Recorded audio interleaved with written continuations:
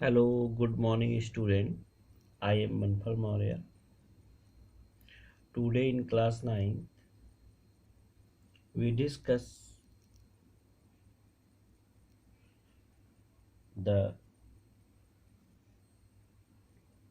half yearly examination. Half yearly examination के बारे में हम आज डिस्कस करेंगे। तो आपका हाफ ईयरली एग्जामिनेशन जो है स्टार्ट होने वाला है और आपके हाफ ईयरली एग्जामिनेशन में वो आपके सिलेबस के आधार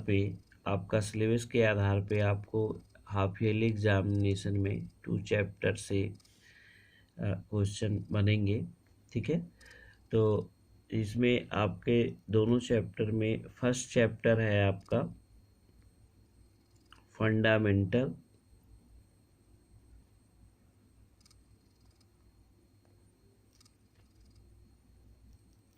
यूनिट ऑफ लाइफ और सेकेंड है जिसको हम कहते हैं टिश्यू। ठीक है, तो आपका ये हाफ ईयरली का सिलेबस है। ये किसका सिलेबस है? Half yearly examination, class 9th के हाफ ईयरली एग्जामिनेशन साइंस के बायोलॉजी पार्ट का।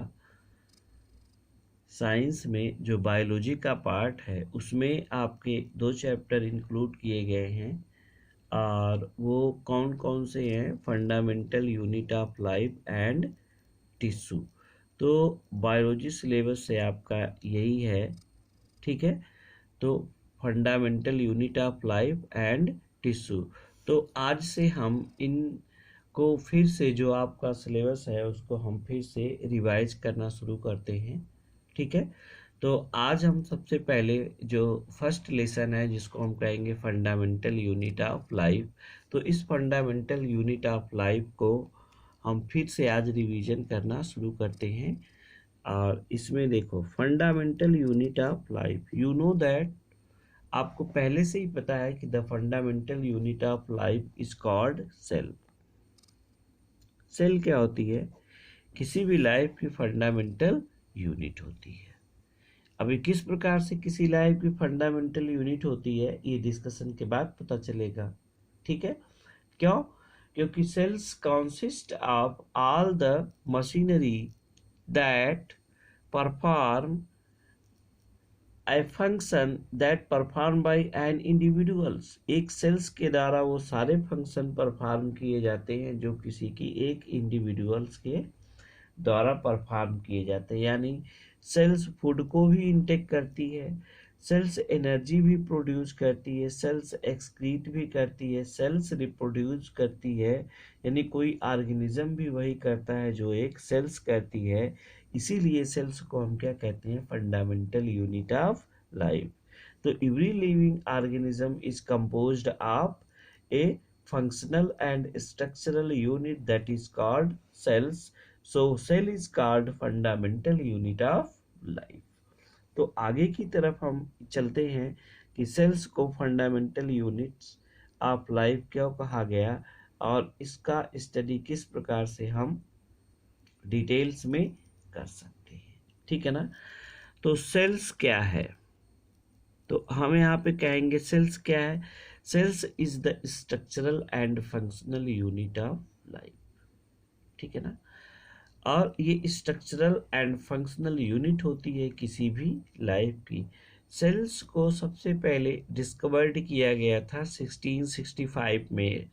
ठीक है ना, और ये 1665 ईस्वी में इसको साइंटिस्ट रॉबर्ट हुक ने जब अपना माइक्रोस्कोप प्रिपेयर किया था, तो माइक्रोस्कोप को प्रिपेयर करने के लिए उसकी चेकिंग के लिए कि वो सही वर्क कर रहा है माइक्रोस्कोप की नहीं, तो लेबोरेटरी में बैठे थे और लेबोरेटरी में बैठे ही बैठे वो एक कार्क होता है बॉटल के ऊपर जो ढक्कन लगा होता है। पहले के ज़माने में वो बार्क के लगाए जाते थे, वुड बार्क के, तो वो कार्क का बार्क था, कार्क प्लांट का।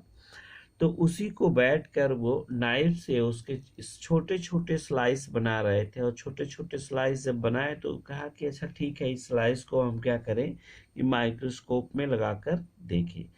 तो जब उन्होंने उस कार के छोटे स्लाइस को अपने बनाए हुए माइक्रोस्कोप में देखा, ठीक है ना, तो जब उन्होंने देखा तो उनको एक स्पेशल टाइप का कॉम्ब लाइक, कॉम्ब हाउस की तरह से, या हम कह लें हनी कॉम्ब, मधुमक्खी के छत्ते की तरह से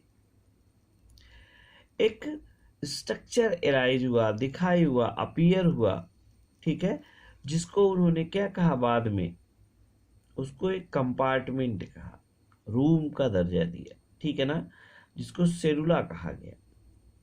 बाद में वही चल के रॉबर्ट हुक ने उसी को क्या कहा, सेल्स कहा। तो सबसे पहले 1665 में रॉबर्ट हुक ने सेल्स को डिस्कवर्ड किया। कहाँ से? कार्क से, ठीक है ना, कार्क से रॉबर्ट हुक ने 1665 में सेल्स को क्या किया, सबसे पहले डिस्कवर्ड किया, ठीक है ना। और वो सेल्स कैसी थी?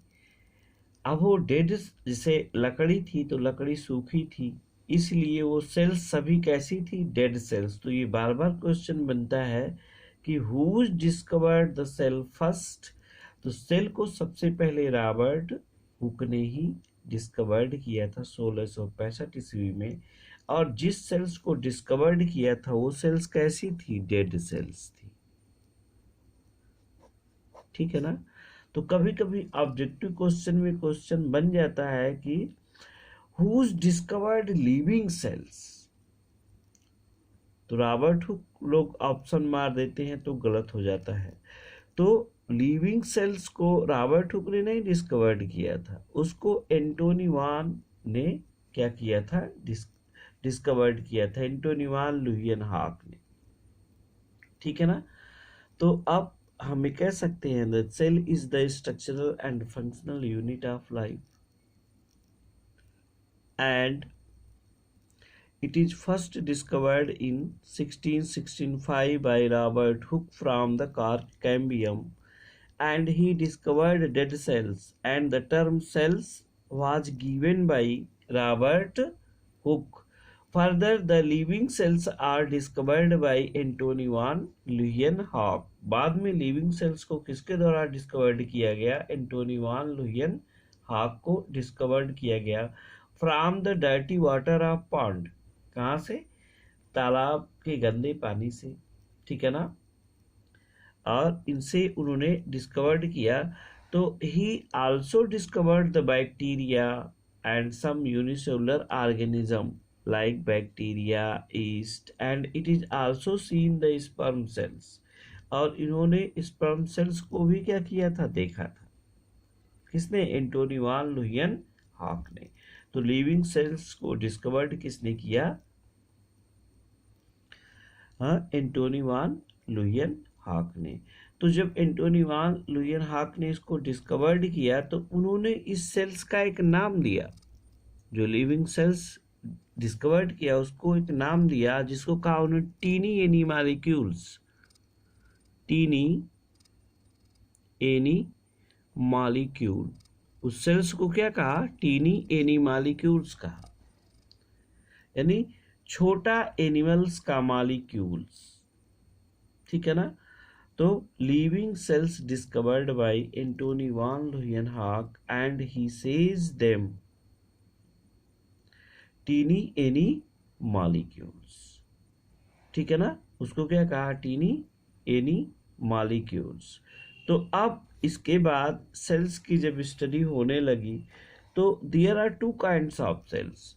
तो जब उस सेल्स का और स्टडी इंटरनल रूप से किया जाने लगा तो देखा गया कि some cells possess a good nucleus, कुछ सेल्स में क्या पाए गए, एक अच्छे प्रकार का न्यूक्लियस पाया गया, but some cells are does not have a nucleus. तो those cells which have nucleus is called eukaryotic cells are good cells, and those cells which does not have nucleus and their genetic material is scattered in cytoplasm that is called prokaryote cells या are primitive cells। तो हमें कह सकते हैं कि इस प्रकार से जब सेल्स डिस्कवर्ड हो चुकी तो सेल्स में जो सेलुलर ऑर्गेनेल्स थे, सेल्स का स्ट्रक्चर थे, उस आधार पर सेल्स को दो भागों में डिवाइड किया गया। एक को कहा गया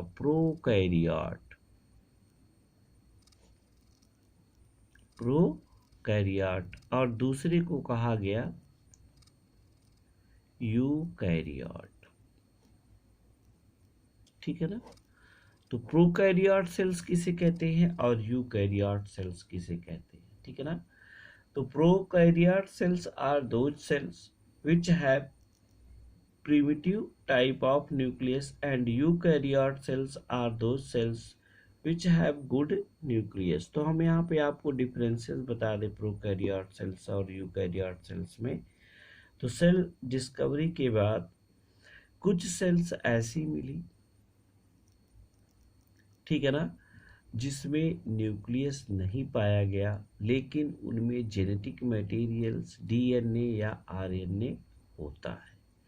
और वो जेनेटिक मटेरियल्स अगर डीएनए फॉर्म में होता है तो वह डीएनए सर्कुलर होता है यानी राउंड होता है।